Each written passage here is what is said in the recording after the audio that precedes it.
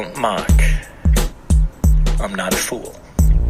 And people who know me personally know that I am not a fool. But I won't get into the details of those. I just want people to realize that I'm not a fool. Don't mock. I'm not a fool. Don't mock. I'm not a fool.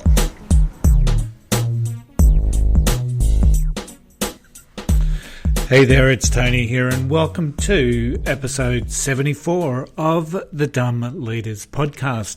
Now, today's episode is a little ad hoc because ultimately what we're seeing now right around the world, and we're here in Australia, we're seeing surges in cases around coronavirus, around COVID-19.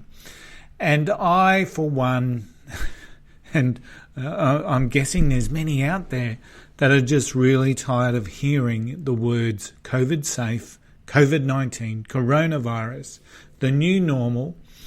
And I guess in so many ways, this is the reality that we're now in. So I thought to myself, as I'm sitting here watching our Victorian state here in Australia continue to grapple with a new wave, I thought to myself, what have been some of the major blues, some of the major mistakes that have happened in the management and the leadership areas in and around the coronavirus, in and around the way countries, states and leaders have dealt with it. Now, all I'm going to do is focus on two at the moment because, you go into Google News and there's a plethora of mistakes that have been made along this journey. But I want to just share first up from the Daily News the 4 errors or the 4 stupid mistakes that Victoria made in relation to the coronavirus. And this is really interesting in terms of the fact that the Victorian government actually locked down a lot stricter than many other states here in Australia. They forbid, for example, the playing of golf, which is one of those things that so many people are looking at a less risky sort of an aspect to life, going out with a person or with a mate and playing golf. But ultimately, even that was stopped under the very strict draconian lockdown measures that Victoria put in. And people are now struggling with the fact that it's now out of control. There's 200-odd cases coming through on a regular basis overnight. So it would appear that Victoria made some pretty silly mistakes. And going by this report in the Daily Mail, the 4 stupid mistakes Victoria made. So first up, we talked about the hotel security. So we had people coming back, going into mandatory quarantine in motels. And instead of those hotels and motels being guarded by, people like military or police, so that there was a level of discipline in relation to the quarantine, what we actually saw was private security details, or private security companies going in and looking after the quarantined people. So, and if the reports are true, there were some of those untrained security guards taking some of the quarantined people down to the supermarket. And there's even reports that I've read that would indicate that some would actually have very intimate relationships with some of the people that were in quarantine. So lurid claims have emerged that some guards have had sex with hotel guests, have smuggled travellers out on trips to the convenience store, and that many opted not to wear face masks. So putting in a mandatory quarantine requirement was fantastic. Having it policed by amateurs was probably ordinary. We also had the Black Lives Matter protest on June 6th. And while there were fines levied against the organisers, ultimately it still went ahead. And from the corresponding reports, there has been a number of flow-on effects. At least one case. 4 health officials said that 4 positive COVID cases came from people who attended that mass demonstration. So when you're sitting at ground zero and you've got 0 cases, to suddenly have 4 out of a mass movement is really quite a poor response. So without going anywhere in relation to what that cause was all about, ultimately for people for the population to have actually gone out en masse and protest, it was a pretty dumb thing to do. And for the government not to stop it was also indicated to be one of those stupid mistakes in the report.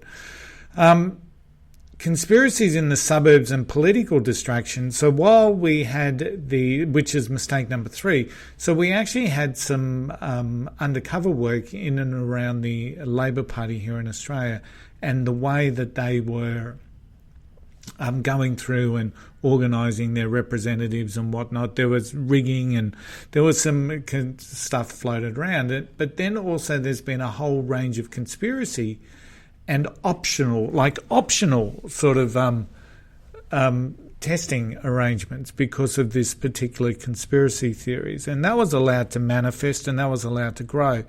And ultimately, while everyone's eyes were diverted on this 60 Minutes program, which was about branch stacking allegations and, corruption, the eye was taken off, I suppose the focus was taken off coronavirus, which then allowed, things like these optional testing regimes and whatnot come through. So people were not providing permission to have tests done, which because of some conspiracy theory that, the tests were going to implant something. I've got no idea. I don't know how some of these conspiracy theories actually start to roll out. But anyway, that was mistake number 3, they say. Mistake number 4, there was a super spreader claimed on. There was one of their ministers that claimed that a super spreader may have been behind the rapid spread of the virus here in the Melbourne suburbs. Now, what they're actually seeing is that there's a dozen separate outbreaks. And initially they were all sort of traced back to what we saw with the quarantine, but now there is some examples of absolutely rampant community. So the contract tracing app has appeared to have also been an issue, and that contract tracing hasn't really helped them identify where these corona cases have come from. And then there was the final mistake, and they're saying 4, but they've got 6 here in the article. So once again, I am quoting from the Daily Mail. So communication to ethnic groups also was really, really poor, and a lot of the ethnic communities just didn't understand the importance. So there's some real issues there for Victoria. But the one that's really caught my eye at the moment is that Dr. Fauci, the coronavirus advisor to the White House, is being increasingly ostracised by the White House. So Anthony Fauci has come out and said, the US, let's face it, is out of control. The corona cases are still surging. They've got a nation that's up in arms. We've got people that demand their freedoms and whatnot. So, but ultimately, Dr. Fauci has also now come out and said that the drama is because of the fact that we have, they didn't lock down. They didn't lock down hard enough. And now what we're seeing is a range of White House aides and confidants to the president coming out, and they're stepping up the attacks on Dr. Fauci. So here we've got the disease expert saying, well, we didn't really do much, as much as what we should have.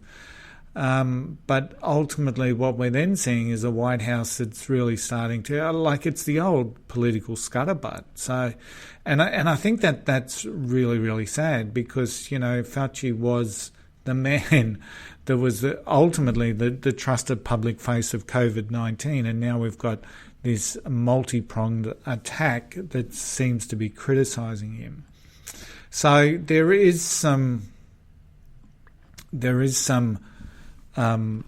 some really crazy stuff happening in relation to the coronavirus and COVID-19. So, but I also saw, and this would, I certainly don't want to be critical of this particular story, but I also saw a story from a person in the United States who back in May was openly posting. So this person was 37 and he's now passed away from COVID-19. And on social media back in May, he was, sharing reports that he was not, like, let's make this clear, I'm not buying a effing mask. I've made it this far by not buying into the hype. And then 2 weeks ago, he went under quarantine for COVID-19. He's just tested positive, stating on his social media, sucks because I've just started a new job. And then lo and behold, he passed away due to complications. Another one of his posts was indicating how tough the actual disease was. So unfortunately, there are examples of that where people have bought into this concept of freedom. And let's face it, we all like to have our freedoms, but for the greater good, every now and again, we've just got to sacrifice those freedoms just to make sure that we're going to be living in a world next week or next month. And I think that particular case, unfortunately, 37-year-old dies of COVID after labelling it all hype on social media. And I think that those cases are really, really sad. So there have been mistakes, of course, during this COVID-19 crisis. Economies are in tatters all around the world. Health systems are still in tatters all around the world. So I think this is the time where we actually need some really good, strong leadership. And I think it's really, and that's from each and every one of us. So keep doing. If you've been asked to do some certain things, please continue to do those things, because that's the only way that we are ultimately going to get on top of this. So that's episode 74 of the Dumb Leaders podcast. Until next week, I shall see you later. Don't mock. I'm not a fool. And people who know me personally know that I am not a fool. But I won't get into the details of those. I just want people to realize that I'm not a fool. Don't mock. I'm not a fool. Don't mock. I'm not a fool.